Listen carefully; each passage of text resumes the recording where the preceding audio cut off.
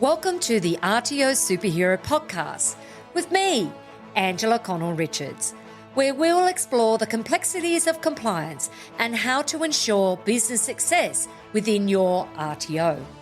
This podcast is for anyone within the training industry who wants to learn from my experience as an RTO consultant, RTO manager, trainer and assessor, and entrepreneur, as well as the experience of other experts in this field. Listen in and let us help you become the RTO superhero you want to be.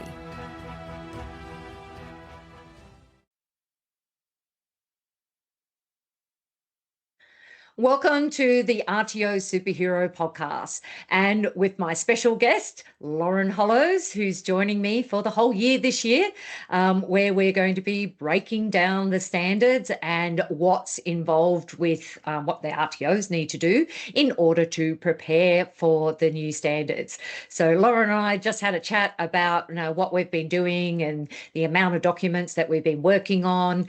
I'm about 30% of the way through rewriting all of our documents, which we've already identified there will be over 200 documents that we're going to be providing, and there's also quite a bit around student support and well-being. So welcome, Lauren, to the Superhero Podcast. Thank you so much, Angela. I'm happy to be back. Awesome. So let's dive in. So this episode is on understanding vet support services and really looking at what's changed since with the new revised standards. So the focus is on 2.3, standard 2.3 and 2.4, which is training vet student support. So that's how they've actually named that quality area. So there's a whole quality area on it. So I'd love to know, Lauren, where are you at? What do you think about the changes, and what do you think is the most important changes that they've made? So I actually really like this standard. I think we previously only had 1.7, which there wasn't a lot of information in there. And obviously, student support, if you're not adapting to your students, if you're not providing support for your students, then it's very, very hard to get them to the end.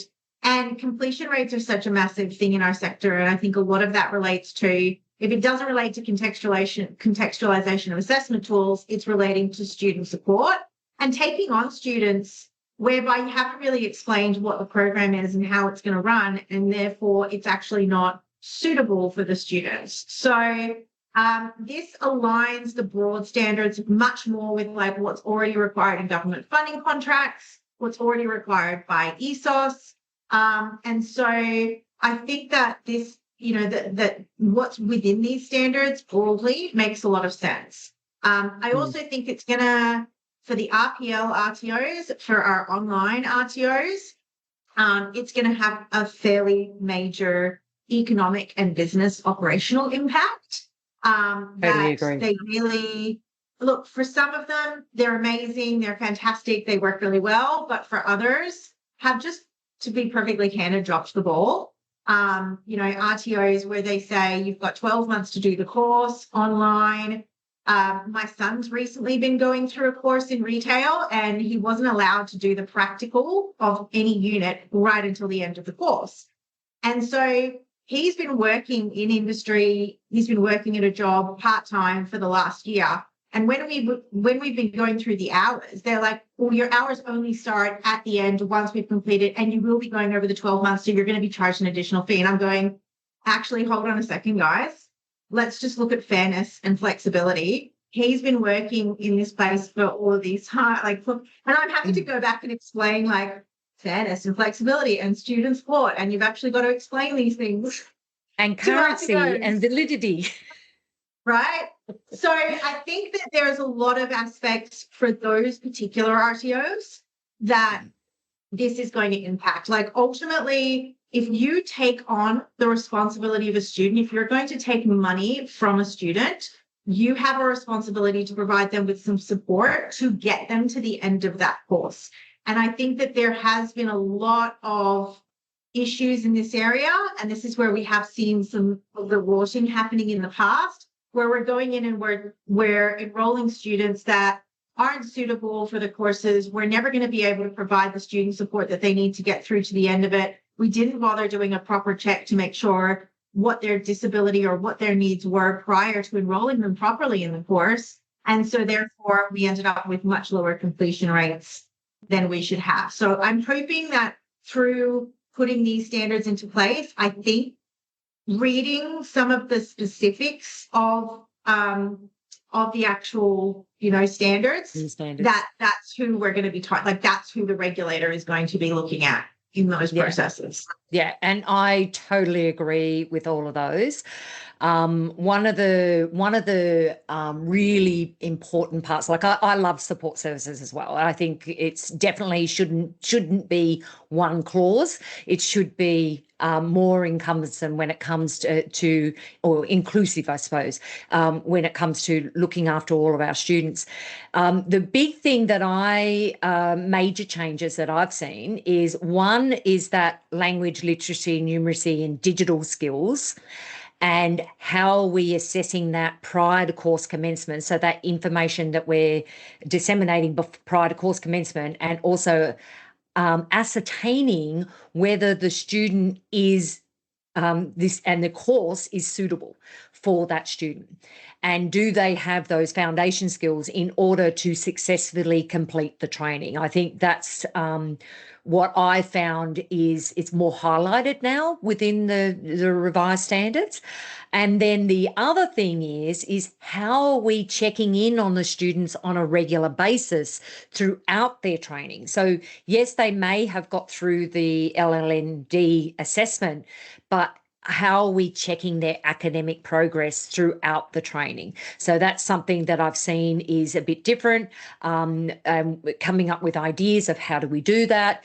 Like the trainers are going to need to do like quizzes or things like that to identify that on an ongoing. Then the other part was for me is how are we disseminating information to the student on a regular basis? So this has not been something that's been highlighted before in previous standards, where it's with information, it's not just your marketing materials, it is how are you ensuring that the student knows how to access support services, and are we notifying students, do you need support? It's not just here's your student handbook and then off you go. 6 months later, you have no idea where that student handbook's gone, and you don't know you don't even know if the RTO offers support services. So it's making sure that students are aware of those policies and procedures, how to submit a complaint, how to get academic support, and that leads me in really well into getting reasonable access to trainers and assessors. What are your thoughts around that? I mean, this is not like, I'd love to see somebody argue against this and be like, why should they have to have reasonable access to their trainers and assessors? Like, I often go in and you know me, like I'm a data girl. Like I'll get into their student management system and I'll just pull reports and start pulling data and stuff like that. And I'm like, okay, like with CRICOS RTOs, this is not generally an issue. You're generally looking at like a 1 to 40, 1 to 60 at most. That's kind of the ratio that you're going to be working with, right?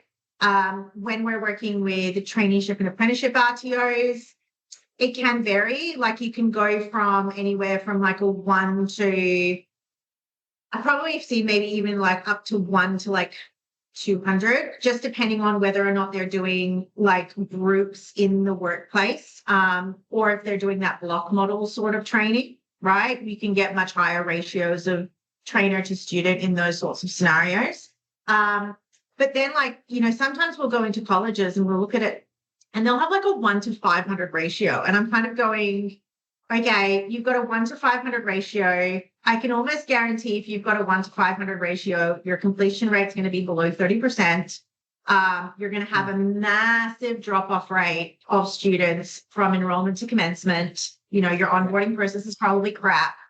And so I think that this is where RTOs need to be looking at their data and kind of going, okay, well, what's reasonable? Like what's reasonable for an online RTO? How many students can a trainer reasonably have? What is the expectation of how much time students should be spending? And look, you could be doing business training and you could be doing lectures every week with 150 students in a Zoom call. And then, you've got maybe, 5 or 6 sessions throughout the week where students can jump in on tutorials, or where they can jump in on student support sessions, or where they can book in with you. And yeah, maybe potentially that's all working really well because you've got a whole load of automated processes that happen in the background.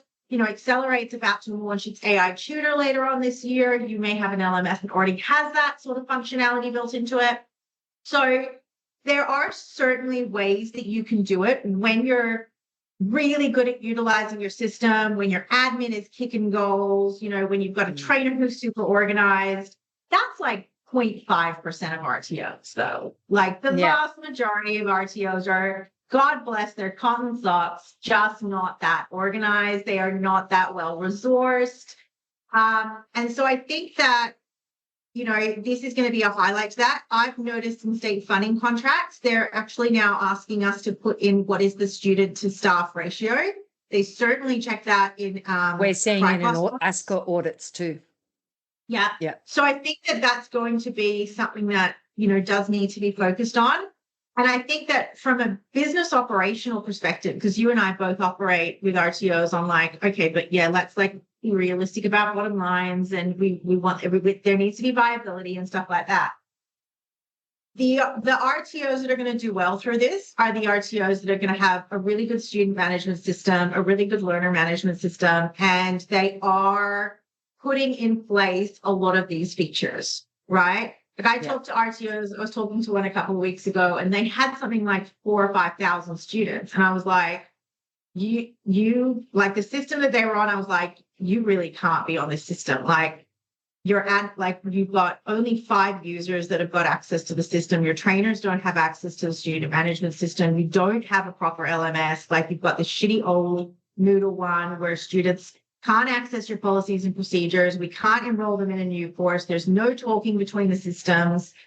And they were like, oh, but so-and-so is going to be really expensive for us. I'm like, do you have any idea how much this system is going to save you? I'm like, there's like 2 admin people that are pulling spreadsheets and reporting spreadsheets to you on a weekly basis. Yep. Like the time it's going to save, and that is $120,000. The system that we're going to be talking about is not $120,000 a year, but that's what you're going to be saving. So I think that it is going to be really interesting when we talk about student support services and documenting it and being able to offer, making sure that the physical people you've got in the business are going to be able to give the best value for money. You have to have that back end support in order to be able to. There's so much good tech out there now. Like there's all this great technology, a lot of AI being incorporated now. And instead of being afraid of it, people should be embracing it because it's going to allow you to give more customer service to your students. Yeah, I definitely agree with that. And the other part with reasonable access, what I've read into the standards is making sure that you include in your calendar, so you have your calendar of schedule of all your training, when is it that the students have one-on-one access to the trainers and assessors? And my thought process is that you need to include that in your training calendar, and it can be face-to-face or online, no matter different forums. And the other one I recommended was, put a Facebook group together or use your learning management system where the student, if they're logging in regularly, you could put a post in there and get discussion boards going in there. So I think when it comes to reasonable access to trainers, I think, you should be doing this. And students they don't know when they need support, and they often will not ask for support unless they've got that one-on-one opportunity where they don't have to be embarrassed about asking a question in front of all the other students. So that's my thoughts on that. And I think there's a lot of cultural aspects that filter into that as well. So understanding that depending on your cohort, your delivery model, like if you're dealing with job seekers as a cohort, right, you're often dealing with people who've had really poor experiences in school. And so people wanting to put themselves out there and risk like what they may see as, asking a stupid question. That's going to be, reasonable support for a job seeker cohort is going to be very, very different. And I think this is the discussion I've had with a lot of RTOs. Like we've got RTOs that are, literally only offering graduate diplomas for people who've already got, a bachelor's degree, right? We've got short course RTOs who are only offering 1-day courses in the civil construction sector. We've got RTOs who are in the CRICOS space. We've got RTOs who are in the job seeker space. This is where that reasonable word comes into play. And it's going to be really important. And I know that you've done this in your policies and I've done this in my policies, is like for that particular cohort, let's define what reasonable is. Okay. Yeah. And we're not going to put one standard against every single student. So if you're as an RTO, you're going, well, I had a friend tell me that they went through an ASCA audit, they were expected to do this. So I'm going to have to be expected to do that, but that's a massive impost on my business. I'm like, whoa. Like it's not going to be a one size fits all approach. ASCA is going to take the same approach as to like what is reasonable for your cohort. If you tell me you're taking $10,000 from a student, you're working with them for a full year, you're expecting them to be in class 2.5 days a week, reasonable support for that student is different than the student that pays $99 to come in and do a 1-day first aid class. We're not going to expect the same thing for A and for B. And I think that's what stresses out RTOs is like they hear one thing and then they go, this should be in your TAS. It should be in your training and assessment strategy. So what is your support services that you need to provide for that particular learner cohort and the qualification that they're undertaking?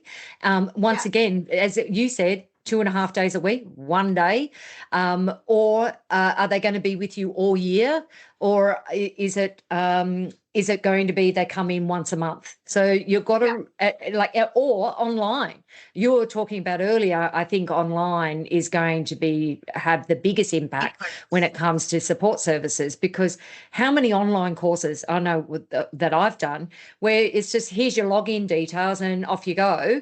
And there's no support. You feel like you're wading in the sea where you can't access anybody because no one's getting in contact with you. And I think that's going to be the major impact with anybody delivering online is how are they going to give their students access to trainers and assessors? Yeah. Yeah, I look, and to be honest, part of me looks at it and goes, you know what, the online one's you've had this coming for a while, guys. So I think that it's one of those things. It's just one of those areas that's 100% been coming. The whole. I can go onto Google now, and I can Google 2-week TAE, or I can Google online, get your online X course, and I kind of look at it and I go, oh, this is not like, or the RPL thing, which, has been hitting on LinkedIn recently as well. Like, if you're I'm interested to hear from you. Okay. So what is reasonable support for an online RPL? You enroll, you spend $900 to RPL through whatever qualification it is, diploma WHS. What's reasonable support in that, for that particular course? Yeah, I think so as well. You really need to be looking at who are your learner cohort? So if they're online, what type of support are they going to need? If you're doing an online course that involves like a lot of technical skills that are required for the industry sector, how are you ensuring that they know how to apply those technical skills when you're delivering online? It's as long as a piece of string. I think, you never know how long it's going to be, but you really need to identify the learner cohort and need to have that within your training and assessment strategy. And it should be really clear who is your learner cohort, what is the training product you're delivering, how are you delivering it, and then how are you going to give reasonable access based on that? And I don't know whether we create a calculator to do that. We're doing some things around risk management and how are we going to identify risks within an RTO based on the numbers, student numbers, learner cohort, and things like that. And I think in our last podcast, you were talking about that as well, some sort of risk calculator. You do that for your training and assessment strategies. Is that correct? Yeah, we do that. So we do that for validation purposes as well. So like we take into account the student number. We take into account if it's a risk category within ASQA. We take into account if there's been complaints lodged against the course. And we've got a point system. And based on the point system, that classifies it as high, low, or medium risk. And then based on the risk category, that then fills features into, how often we validate the training product.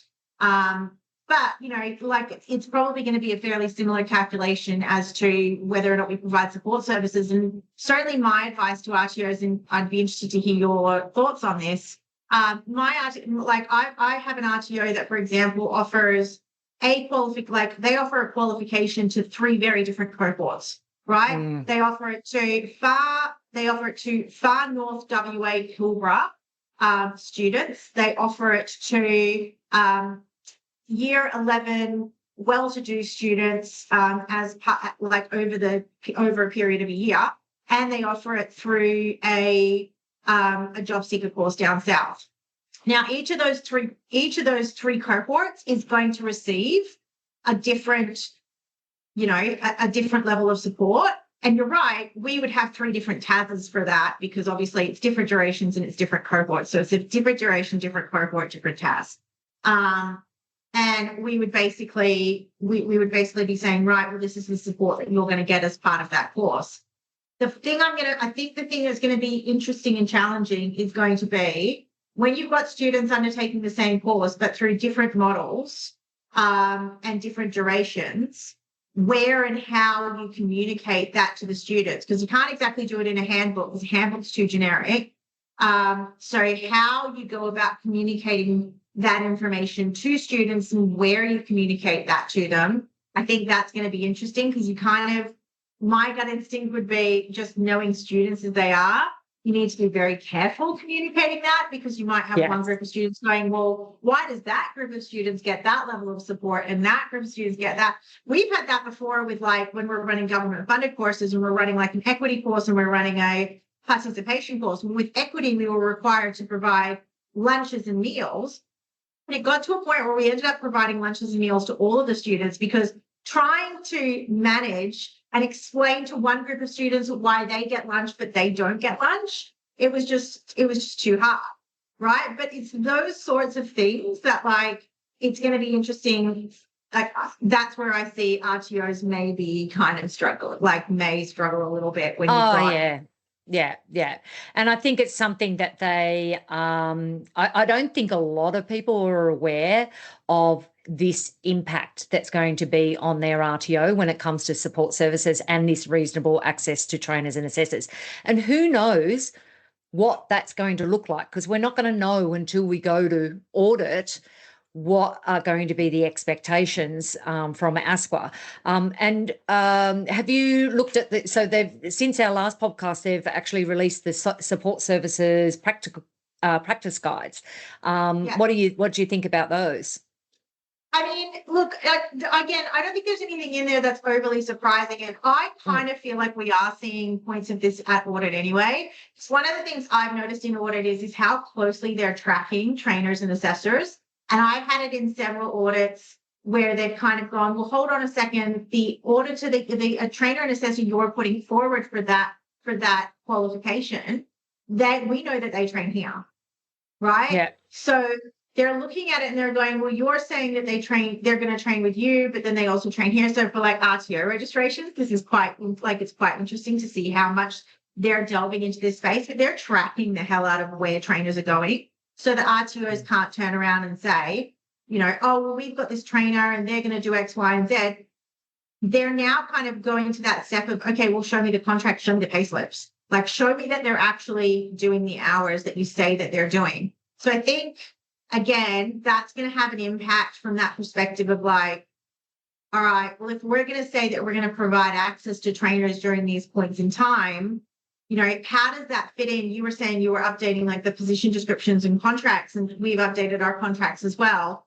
If we've got a trainer sitting in a classroom, now they're there to offer student support, but they're also doing their admin and marking time, right? Under the award, anytime that you've got a trainer that's dealing with students, they've got to have X amount of admin time, right? Which is really, look, the award sucks. I'm going to put it out there and say the award sucks and the award is stupid and the award really does not understand how training and assessment works in that sector, because it kind of makes this assumption that like trainers and assessors develop training and assessment materials, which in 99% of the cases they do not. Right. They don't develop shit. They literally just train and assess. Yeah, so, and you know, we can't even get them to validate. Exactly, right? I can't even get them to complete their trainer matrices. I have to have somebody sit and hold I have a dedicated team member that sits and holds their hand to build their trainer matrix with them, right? So like I look at this and I kind of go, okay, well, you know, what is the trainer and assessor doing? But, you know, how does, like all of those things are the myriad of stuff that RTOs then have to navigate when they're going through this. So really thinking about from that perspective, and again, like use your systems. Like in Xero, we track hours for training differently than we do our admin hours and stuff like that. So, but RTOs need to think about this from a business perspective and just be a little bit careful in going, oh, well, when they're doing their admin marking, we're going to chuck them in a classroom and a trainer and anyone can come and see them. Just be really careful, guys. As an RTO, you are an employer. It works fine if you've got a really good relationship with your trainers and assessors. If you've got that trainer and assessor that wants to be a pain in the ass and is like, well, I saw a student today, so all of that time that I spent, that was actually training time. And now you owe me an additional 4 hours of administration time. You know, like you just need to set your systems up very, very carefully to deal with these things. Most trainers and assessors, very reasonable people. Most RTOs, very reasonable people, but it's an area where there can be trouble. It's something where you need to be open and honest and have a transparent process of how we ensure access to the trainers and assessors, but also know what are they working on. And I think, yes, it may not come in on the award, but that's something we still can put into their contract and within the position description, what are the requirements for trainers and assessors. And in particular, we're now going to need to add into that they will need to how much time do they need to allocate to spend just one-on-one with students? I think that needs to go into the contract as well. Yeah. And you were saying as well, also goes into like the PD of the trainers that is now expected in relation to student support, you know, in relation to trainers being able to manage student wellbeing. Who is it in the college that's going to manage student wellbeing? Are you going to have a student wellbeing officer? Like in Cricos, a lot of the larger colleges will have like a counselor or a support person like that, you know, operates within the college to some extent. I know that whenever I ran big Cricos colleges, like we're talking about hundreds of students, we literally had a counselor like who had an office and worked 5 days a week dealing with all the dramas of, you know, the lives of our students. You know, so that works fine for Cricos. The financial model is potentially there to support it. For other RTOs, how is that going to work? How are you going to manage student wellbeing? What does managing student wellbeing look like? You know what I mean? What is student wellbeing? So some of the things that I have identified is that you're going to need to have like a student support officer that has some mental health training. They're going to need to, it's a bit like child protection where they need to have mental health training to be able to identify a student at risk. So, but exactly what you just said then, what the difference is, if you've only got a 1-day course, like how much support services do you need to provide if you're only delivering 1 unit courses compared to if you're delivering over a whole year? So it's going to be very interesting to see what they're going to need to have in place. My recommendation is that I believe all trainers and assessors, I already believe that trainers and assessors should have a first aid certificate. I think they also need to have a mental health certificate so that they're able to identify students at risk and then be able to then refer them to. It's not actually counselling the student, it's then knowing who to refer, who we're going to refer them to when it comes to support services. Yeah. And I think also there's a couple of really interesting, so I'm actually encouraging a lot of our RTOs to look at unit selections for 2026. And where relevant, use your imports to run things like support personal wellbeing in the workplace. That's a BSB unit. There's an AQF3 and an AQF4 wellbeing unit within the BSB training package as well. And so I know that for quite a few of the courses that I've got with different RTOs, we're now incorporating a wellbeing unit into the actual structure of the whole qualification. And so by explicitly, teaching how to manage wellbeing, that's then incorporated. And obviously, as part of that, we need to make sure that our trainers and assessors are qualified in knowing how to teach that as well. But I think that's, for a lot of RTOs, that's potentially one really simple way to look at just a practical way to incorporate. And also that then gives you the time to actually talk about a lot of these things. And that's a reasonable concern for RTOs is where are we going to fit all of this into our schedule?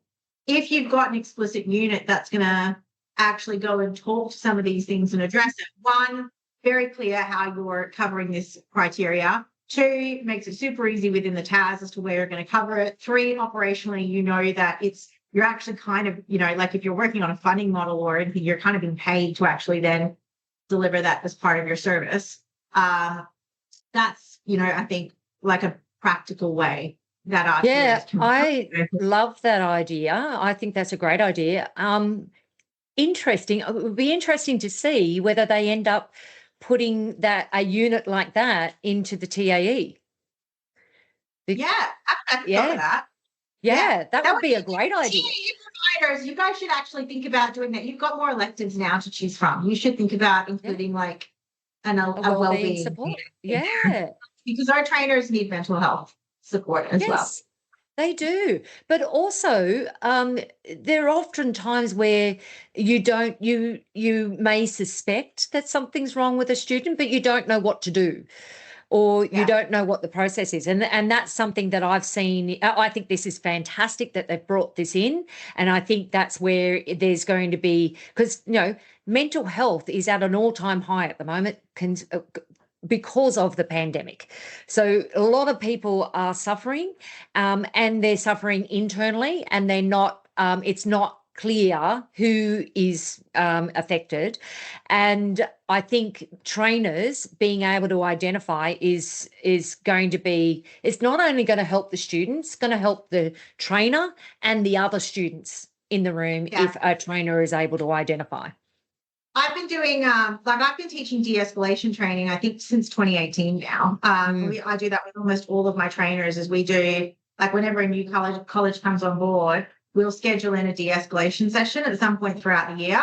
So how to identify when you've got students that are building to that point of I'm going to completely lose my, my shit. And then the 3 key steps that you've got to do in order to de-escalate that person back to bring them to a point where they're actually listening to you. And it's probably one of my favorite things to teach with trainers. One, because it's very practical and hands-on. I really love being able to do it when I can do it in person because I will I'll pick a trainer and I'll get right in their face and I'll get them to de-escalate and stuff like that. But also through the process of de-escalation and teaching that the body, learning how to read that body language and learning how to respond and learning how to use words in a more effective way to clue into a person and connect with a person. The feedback that we always get from those sorts of courses is always it's probably one of my best feedback courses, from trainers being able to go, holy cow, I'm going to use that. I'm going to go home and I'm going to use that on my wife, or I'm going to use that on my teenage kid, it's a really practical thing. And I think that doing stuff like that with trainers and assessors is a really valuable activity. Yeah, after I sold my RTO, I actually studied psychotherapy and counselling. And I found it very useful. I used to go practice on everyone, but I found it very useful in just my own life skills, not just learning how to be a counsellor, how to help other people. It's how you are able to react. And that de-escalation is, I love that idea. That's awesome. All right, I think we need to wrap up this episode. It's been fantastic. I love that we both have such a passion when it comes to this vet student support. I think it's a wonderful change within the new standards. And I think in the way education is now and students and what we're going through, particularly with mental health, this is a fantastic change that's not only going to support students, but also, as I said, trainers and assessors and everyone within the RTO. So, thank you very much, Lauren, once again for joining me with the RTO Superhero Podcast. As per usual, it's always enlightening conversation. So thank you. Thank you so much, Angela. Have a great day. You too.